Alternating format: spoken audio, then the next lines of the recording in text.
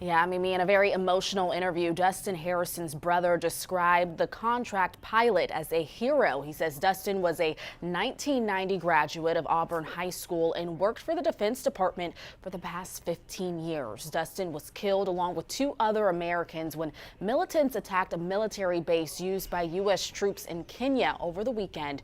Troy Harrison is Dustin's older brother. He says he woke up Sunday morning, turned on the news, and saw that there was an attack in Kenya. He says he had a bad feeling, but was in denial that something could have happened to his brother. You think you know somebody, and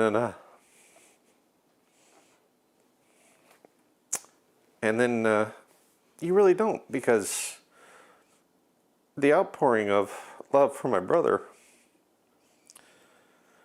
I'm sorry. It's okay, take your time. It's just unbelievable.